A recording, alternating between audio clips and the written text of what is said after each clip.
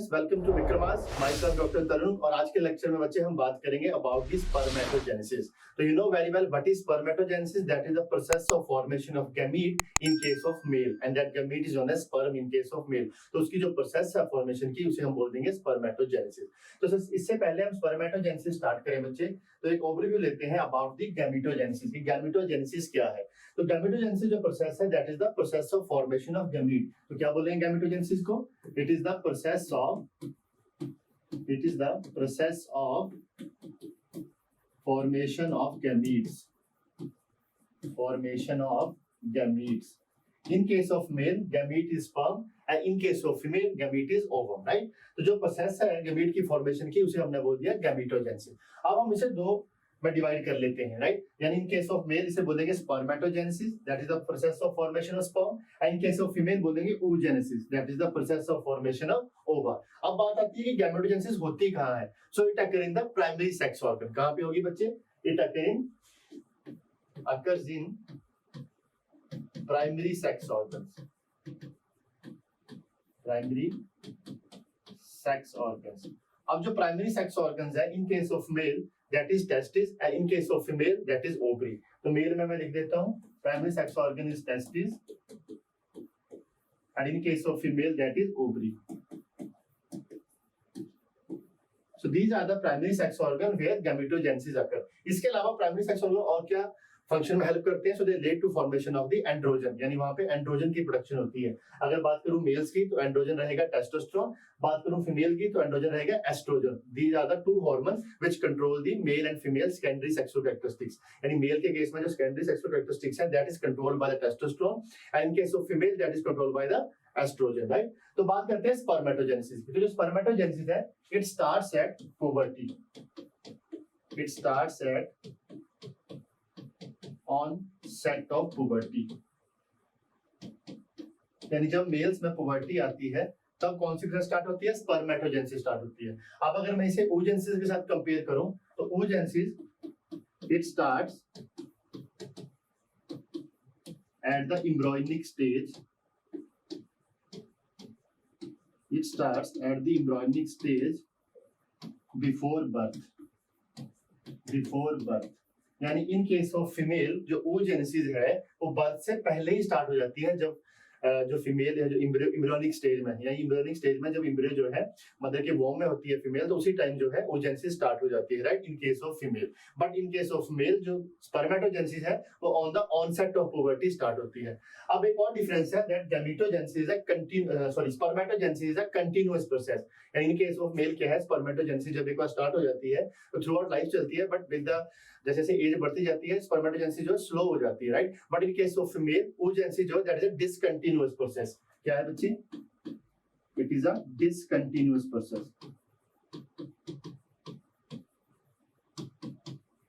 It is a discontinuous process and it is a continuous process।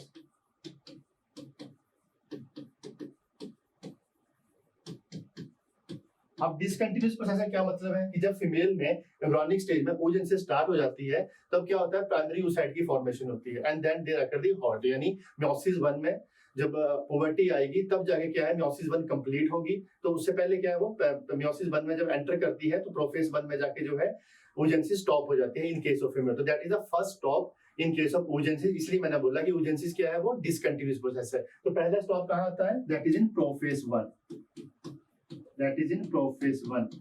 यानी prophase 1 में जो है oogenesis एंटर करने के बाद जब एम्ब्रियोनिक स्टेज में oogenesis होती है, प्राइमरी फॉलिकल्स की फॉर्मेशन होती है, देन प्राइमरी oocyte बनता है। तो जो प्राइमरी oocyte जब फॉर्मेशन होती है तो उसके बाद क्या मेयोसिस 1 में जब एंटर करता है तो प्रोफेज 1 में जाके जो है oogenesis स्टॉप हो जाती है। फिर on the onset of puberty क्या है, मेयोसिस 1 कंप्लीट होती है, यानी प्रोफेज 1 कंप्लीट होगा, मेयोसिस 1 कंप्लीट होगी, then there occur the formation of secondary oocyte। फिर सेकेंडरी oocyte की फॉर्मेशन पे जब सेकेंडरी oocyte मेयोसिस 2 में एंटर करेगा तो एट द मेटाफेज 2 स्टेज दोबारा से जो है मेयोसिस 2 स्टॉप हो जाती है। तो सेकंड स्टॉपेज कहां आएगा? That occur in the meiosis 2 in metaphase, in metaphase 2। अब मेटाफेज 2 में जाके जब सेकंड स्टॉपेज होती है तो उसके बाद क्या होता है, जब फर्टिलाइजेशन का टाइम आता है तो फर्टिलाइजेशन के टाइम पे जब दोनों गैमीट आपस में फ्यूज करते हैं, यानी स्पर्म जो है फ्यूज करेगा सेकेंडरी oocyte के साथ, then there occur the formation of pronucleus of ovum and then pronucleus of sperm जो है आपस में फ्यूज करेंगे, देन जाइगोट बनेगा। तो सेकेंडरी oocyte में क्या होगा बच्चे, उसकी जो meiosis 2 है वो कंप्लीट हो जाएगी at the time of fusion with the sperm. तो these are the two halts, two stoppage in case of oogenesis। That's why oogenesis क्या है, डिसकंटिन्यूअस प्रोसेस है। यानी oogenesis में जब एक बार एम्ब्रियोनिक स्टेजेस में स्टार्ट हो जाती है तो प्रोफेज 1 में एंटर करके meiosis 1 के प्रोफेज 1 में जो है oogenesis स्टॉप हो जाती है। फिर on the onset of puberty it complete the meiosis 1, then it lead to formation of secondary oocyte, then secondary oocyte बनने के बाद फिर से meiosis 2 में जब एंटर करता है तो वहां पे स्टॉप हो जाती है। देन फर्टिलाइजेशन के टाइम पे जब स्पर्म फ्यूज करेगा सेकेंडरी oocyte के साथ, देन meiosis 2 जो है वो कंप्लीट होती है। सो that is about the oogenesis। But अगर बात करूं स्पर्मेटोजेनेसिस की तो वो क्या है बच्चे, कंटीन्यूअस प्रोसेस है, यानी वहां पे कोई स्टॉपेज नहीं है।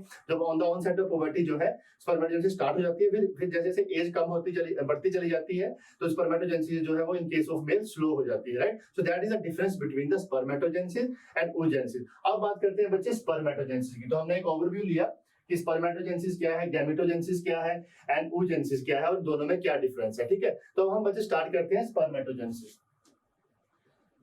तो स्पर्मेटोजेनेसिस को हम दो पार्ट्स में डिवाइड कर लेते हैं। एक बोलेंगे स्पर्मेटोसाइटोजेनेसिस, स्पर्मेटोसाइटोजेनेसिस,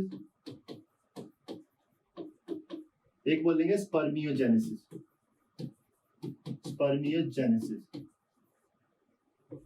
तो जो स्पर्मेटोसाइटोजेनेसिस है, यानी दो प्रोसेसेस इन्वॉल्व हैं इन केस ऑफ स्पर्मेटोजेनेसिस। एक है स्पर्मेटोसाइटोजेनेसिस, एक है स्पर्मियोजेनेसिस। तो जो स्पर्मेटोसाइटोजेनेसिस है, साइटोजेनेसिस से पता चल रहा है regarding the division, it is related to the cell division. तो स्पर्मेटोसाइटोजेनेसिस में क्या होगा, सेल डिवीजन होगी, यानी meiosis 1 होगी, meiosis 2 होगी, एज कंपेयर टू स्पर्मियोजेनेसिस। तो स्पर्मियोजेनेसिस क्या है, that is the maturation of sperm. क्या है बच्चे, मैच्योरेशन ऑफ स्पर्म, राइट। तो अगर बात करते हैं स्पर्मेटोसाइटोजेनेसिस की, तो इन केस ऑफ मेल अगर टेस्टिस में सेमिनिफेरस ट्यूब्यूल्स का हम टीएस देखें तो उसकी बॉल्स पे अंदर लाई करते हैं primary male germ cell, primary male germ cells, and primary male germ cells को कहते हैं स्पर्मेटोगोनियम। क्या बोलेंगे प्राइमरी मेल जर्म सेल को, इन्हें बोलेंगे spermatogonium, which lies inside the walls of the seminiferous tubules. यानी अगर आप सेमिनिफेरस ट्यूब्यूल्स का ट्रांसफर सेक्शन देखोगे या टेस्टिस का ट्रांसफर सेक्शन करोगे तो वहां पे आपको दिखेंगे सेमिनिफेरस ट्यूब्यूल्स, और उनके अंदर जो उनकी लाइनिंग होगी वहां पे सेल प्रेजेंट होंगे, कौन से, प्राइमरी मेल जर्म सेल, जहां पे क्या होने वाली है, meiosis 1 या meiosis 2 होने वाली है या स्पर्मेटोजेनेसिस होने वाली है, राइट। तो these cells are called primary male germ cell, इनका नाम है स्पर्मेटोगोनियम, राइट। तो this spermatogonium cell undergo mitosis.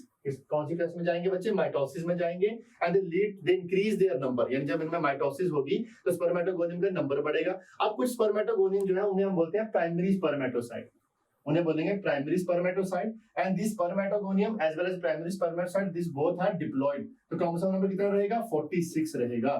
कितना रहेगा बच्चे, 46 रहेगा। यानी क्रोमोसोम नंबर की अगर बात करें तो मेल्स में कैसे होता है, दैट इज 44 प्लस XY। अगर फीमेल की बात करूं तो क्या रहेगा, 44 प्लस XX। यानी मेल्स में एक X क्रोमोसोम होगा, एक Y क्रोमोसोम होगा, और 44 जो है वो क्या है, दे आर ऑटोसोम्स, राइट। तो ऐसे ही अगर बात करूं मैं डिप्लॉयड स्पर्मेटोगोनियम के, तो क्रोमोसोम नंबर आ जाएगा 46, ठीक है। अब जो प्राइमरी स्पर्मेटोसाइट है यहाँ पे क्या होगी, this is the part of spermatocytogenesis. तो क्या होगा यहाँ पे, meiosis होगा, यानी meiosis 1 होगी। कौन सी डिवीजन होगी, meiosis 1 होगी। एंड meiosis 1 क्या है, it is a reductional division. क्या है, it is a reductional division.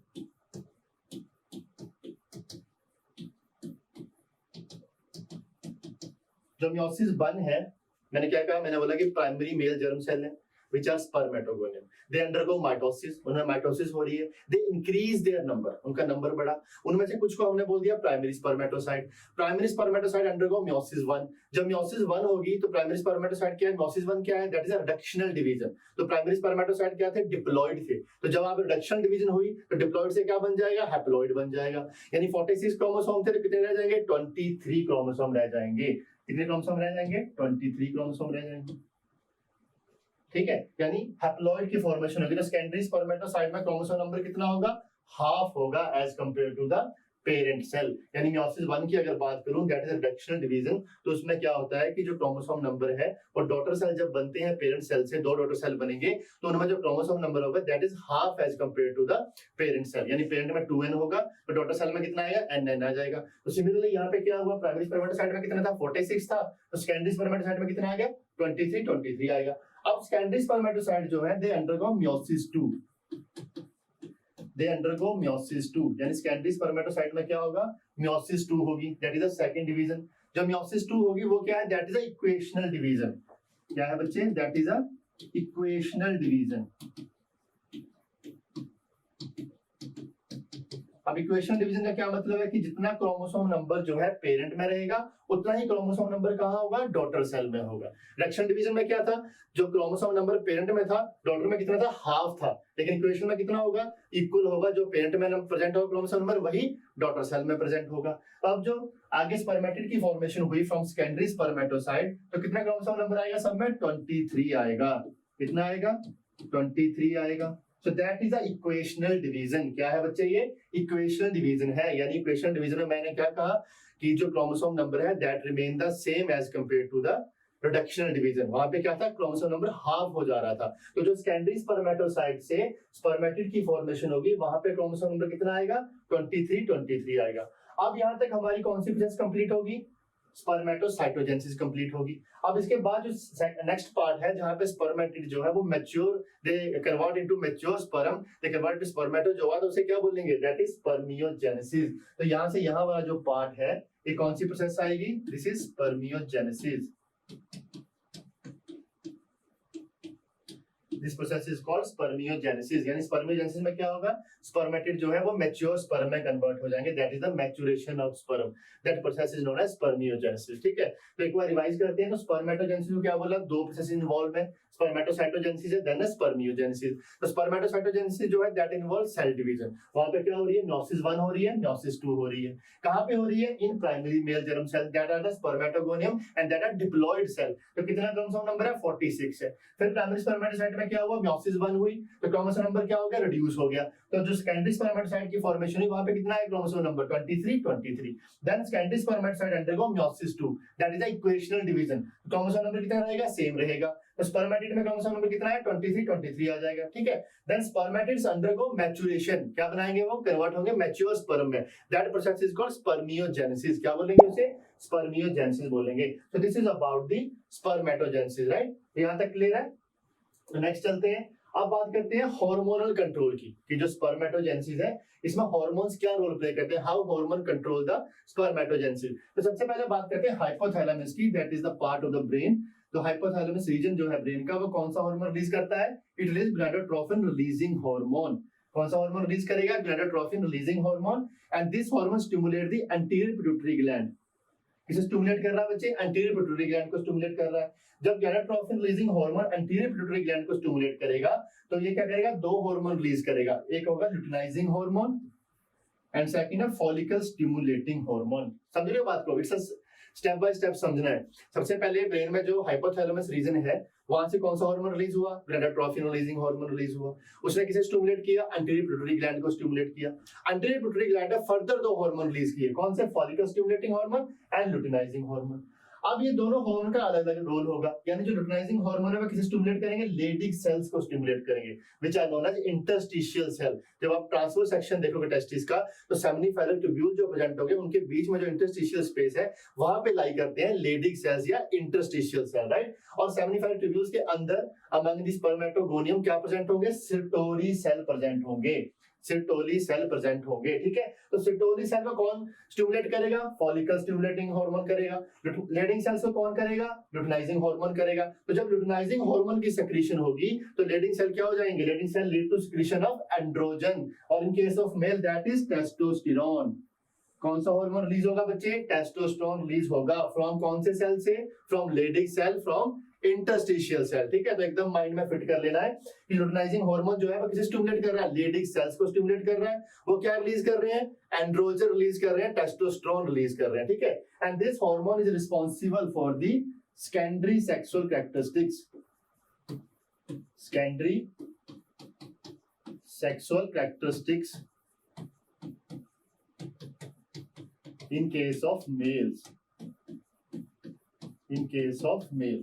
ऐसे अगर फीमेल्स की बात करूं तो वहां पे क्या होगा, एस्ट्रोजन होगा which is responsible for the secondary sexual characteristics in case of female। तो अगर मेल में बात करें सेकेंडरी सेक्सुअल कैरेक्टरिस्टिक्स क्या है, जैसे फेशियल हेयर की ग्रोथ है, डीपनिंग ऑफ वॉइस है या डेवलपमेंट ऑफ मसल्स है, तो that is all due to the testosterone which is the male secondary sexual characteristic के लिए रिस्पांसिबल है, राइट। तो that is secreted by the Leydig cells. अब आते हैं सर्टोली सेल्स पे। तो जब सर्टोली सेल को फॉलिकल स्टिमुलेटिंग हार्मोन ने स्टिमुलेट किया, दे रिलीज टू, वो रिलीज करेंगे androgen binding protein and sperm maturation factor. क्या रिलीज करेंगे? एंड्रोजन बाइंडिंग प्रोटीन रिलीज करेंगे and sperm maturation factor release करेंगे। अब जो एंड्रोजन बाइंडिंग प्रोटीन है ये किससे बाइंड करेगा? एंड्रोजन से बाइंड करेगा। जब एंड्रोजन से बाइंड करेगा that is testosterone, it lead to spermatogenesis. क्या लीड करेगा? स्पर्मेटोजेनेसिस होगी, यानी एंड्रोजन बाइंडिंग प्रोटीन जो है वो जो बाइंड करेगा टेस्टोस्टेरोन के साथ, that lead to the spermatogenesis, ठीक है। उसके क्या होगा? स्पर्मेटोजेनेसिस होगी। देन जो स्पर्म मैच्योरेशन फैक्टर है, जब स्पर्म मैच्योरेशन फैक्टर रिलीज होगा तो क्या होगा? फॉर्मेशन ऑफ मैच्योर स्पर्म होगी, यानी स्पर्मियोजेनेसिस होगी। पहले स्पर्मेटोजेनेसिस स्टार्ट होगी जब टेस्टोस्टेरोन या एंड्रोजन से एंड्रोजन बाइंडिंग प्रोटीन ने बाइंड किया which is released by the सेटोली cell, तो स्पर्मेटोजेनेसिस शुरू होगी। जब स्पर्म मैच्योरेशन फैक्टर रिलीज होगा सेटोली सेल से, तब क्या होगा? स्पर्मियोजेनेसिस शुरू होगी, that is the maturation of sperm. तो क्या होगा यहां से?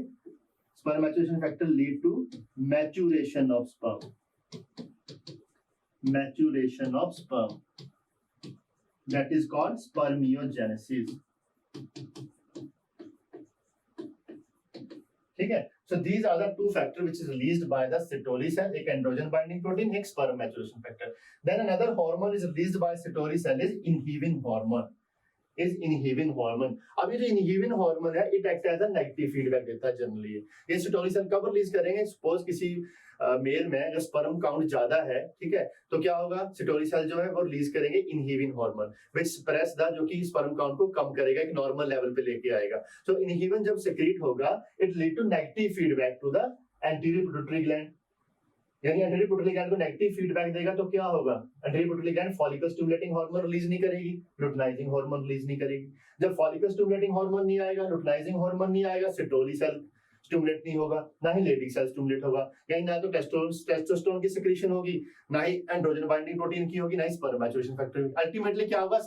स्पर्मेटोजेनेसिस जो है वो स्लो डाउन हो जाएगी, यानी स्पर्म काउंट जो है कम हो जाएगा। That is the function of the inhibin hormone. इसका फंक्शन है बच्चे वो इनहिबिन हार्मोन का फंक्शन है which is secreted by the सेटोली cell in those cases where there is the sperm count जो इंक्रीज हो जाता है, ठीक है।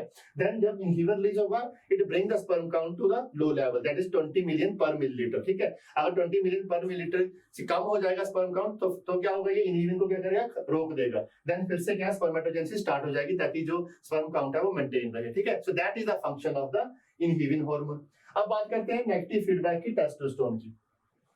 तो टेस्टोस्टेरोन जो है it also give a negative feedback to the anterior pituitary gland and hypothalamus, ठीक है। अब कैसे देगा? जब मान लो स्पर्मेटोजेनेसिस हो रही है, एक लार्ज नंबर में स्पर्म की फॉर्मेशन हो रही है और टेस्टोस्टेरोन जो है लार्ज नंबर में रिलीज हो रहा है, यूज नहीं हो रहा है, तो क्या होगा? जो एक्सेस टेस्टोस्टेरोन होगा it lead to the negative feedback. ये क्या करेगा? हाइपोथैलेमस को नेगेटिव फीडबैक दे देगा, एंटीरियर पिट्यूटरी ग्लैंड को नेगेटिव फीडबैक देगा। तो क्या होगा? हाइपोथैलेमस जो है गोनाडोट्रोपिन हार्मोन रिलीज जो है उसे कैंसिल कर देगा और एंटीरियर पिट्यूटरी ग्लैंड फिर स्टिमुलेट ही नहीं होगी, तो ऑब्वियसली दोनों हार्मोन रिलीज नहीं होंगे, यानी स्पर्मेटोजेनेसिस जो है रुक जाएगी। तो that is a negative feedback of the testosterone hormone, यानी अगर लार्ज नंबर में टेस्टोस्टेरोन रिलीज हो रहा है, बॉडी में यूज नहीं हो रहा है, तो it lead the negative feedback to the hypothalamus which stop the release of gonadotropin releasing hormone. तो this is the control of the hormone, की हार्मोन कैसे कंट्रोल करते हैं स्पर्मेटोजेनेसिस को। अच्छा, ये नेगेटिव फीडबैक और पॉजिटिव फीडबैक क्या है? तो मान लो कोई, इसे समझते हैं एग्जांपल से, मान लो कोई रिएक्शन हो रही है, ठीक है, केमिकल, हम केमिस्ट्री में रिएक्शन पढ़ते हैं, रिएक्टेंट लेते हैं, उनसे प्रोडक्ट बनता है। तो जब प्रोडक्ट की फॉर्मेशन होती है, वो फिर से रिएक्टेंट को स्टिमुलेट कर देगी और रिएक्शन होनी चाहिए, that is the positive feedback. अगर जब प्रोडक्ट की फॉर्मेशन होगी और रिएक्शन रुक जाए, that means that is a negative feedback. तो ऐसे ही हमने यहाँ पे इस चीज को समझना है कि जो नेगेटिव फीडबैक है उसमें क्या है? जो इनहिबिन हार्मोन है it act as a negative feedback, यानी जब स्पर्म काउंट बढ़ जाएगा तो इनहिबिन क्या करेगा? उसे स्लो डाउन कर देगा, it give negative feedback to the anterior pituitary gland. Similarly testosterone का नंबर अमाउंट बढ़ जाएगा तो नेगेटिव फीडबैक किसे देगा? हाइपोथैलेमस को देगा, देन एंटीरियर पिट्यूटरी ग्लैंड को देगा, then this also slow down the spermatogenesis, right. So that is the control of spermatogenesis by the hormone. तो यहाँ तक क्लियर है? नेक्स्ट मूव करते हैं। अब बात करते हैं बच्चे structure of the mature sperm. बात करेंगे structure of the mature sperm. तो जो स्पर्म का स्ट्रक्चर है उसे हम 3 पार्ट में डिवाइड करते हैं बच्चे। पहला एंटीरियर रीजन जो उसे बोलेंगे head, then neck and tail. अब अगर बात करें हम हेड रीजन की, तो हेड में क्या प्रेजेंट है बच्चे? एंटीरियर एंड पे एक्रोसोम प्रेजेंट है। क्या प्रेजेंट है? एक्रोसोम प्रेजेंट है। एंड ये जो एक्रोसोम है that is made up of Golgi body. किससे बनेगा बच्चे? ये गोल्जी बॉडी से बनेगा। तो गोल्जी बॉडी जो सेल के अंदर प्रेजेंट है इनसाइड दी स्पर्मेटिड्स, जो स्पर्मेटिड का सेल है उसके अंदर जो गोल्जी बॉडी प्रेजेंट है वो क्या करेगी? Lead to formation of the acrosome which is present at the anterior end of the sperm, and these acrosome contain hydrolytic enzymes. क्या प्रेजेंट होंगे इनमें? हाइड्रोलाइटिक एंजाइम प्रेजेंट होंगे जिन्हें बोलते हैं sperm lysines. So these hydrolytic enzymes are responsible for penetrating the egg membrane, यानी during fusion, during fertilization, जब ovum से स्पर्म फ्यूज करेगा तो उसकी जो मेम्ब्रेन है उसे पेनिट्रेट करने में जो एंजाइम हेल्प करते हैं that are hydrolytic enzyme, that is hyaluronidase enzyme, and that present inside the acrosome. वो कहां से बना है? That is made up from the Golgi body. अब इसके बाद क्या प्रेजेंट है? यहाँ पे न्यूक्लियस प्रेजेंट है। क्या प्रेजेंट है बच्चे? न्यूक्लियस प्रेजेंट है। Inside the nucleus there is the presence of chromosome. क्या प्रेजेंट है? यहाँ पे क्रोमोसोम मटेरियल प्रेजेंट है, डीएनए कोई स्टेज में प्रेजेंट है, दैट इज द न्यूक्लियस। तो ये तो हो गया anterior end. Anterior end is made up of acrosome and nucleus. अब बात करते हैं नेक की। तो जो सेंट्रियोल है, सेंट्रियोल फॉर्म द नेक, यानी प्रॉक्सिमल सेंट्रियोल जो है वो क्या बनाएगा? वो नेक बनाएगा। और जो डिस्टल सेंट्रियोल है that lead to formation of tail, यानी सेंट्रियोल जो है इट फॉर्म दो सेंट्रियोल्स हैं, एक प्रॉक्सिमल सेंट्रियोल है, एक है डिस्टल सेंट्रियोल। जो प्रॉक्सिमल सेंट्रियोल है that lead to formation of neck of the mature sperm, and जो डिस्टल सेंट्रियोल है वो क्या बनाएगा? टेल रीजन की फॉर्मेशन करेगा। अब बात करते हैं मिडिल पीस की। तो जो मिडिल पीस है that this is form of mitochondria. किससे बना है बच्चे? ये माइटोकॉन्ड्रिया से बना है। यानी मिडिल पीस में क्या होगा? माइटोकॉन्ड्रिया जो है अल्टरनेटिव बैंड बनाएगा। क्या इसकी फॉर्मेशन होगी? अल्टरनेटिंग बैंड्स की फॉर्मेशन होगी, and that is form from mitochondria. And this is the, आपको पता है कि माइटोकॉन्ड्रिया क्या है? That is the power house of cell, यानी सेल को एनर्जी प्रोवाइड करता है। अब इन केस ऑफ स्पर्म, जो इसकी मूवमेंट है स्पर्म की, that is the movement of the tail, तो उसके लिए एनर्जी कहां से प्रोवाइड होगी? From the mitochondria. तो यहाँ पे माइटोकॉन्ड्रिया का फंक्शन क्या है? To provide energy for the movement of sperm. ठीक है, अब आते हैं टेल पे। तो मैंने कहा जो डिस्टल सेंट्रियोल है that form the tail, and tail look like a flagella. तो आपको पता है कि फ्लैजिला का जो स्ट्रक्चर है उसमें जो शर्ट प्रेजेंट होती है that is made up of axoneme. किससे बनी होती है बच्चे? वो एक्सोनीम से बनी होती है, दैट इज साइटोस्केलेटन पार्ट, है ना, जो उसे सपोर्ट करता है। तो similarly in case of sperm जो टेल की शर्ट है दिस इज कॉल्ड एक्सोनीम।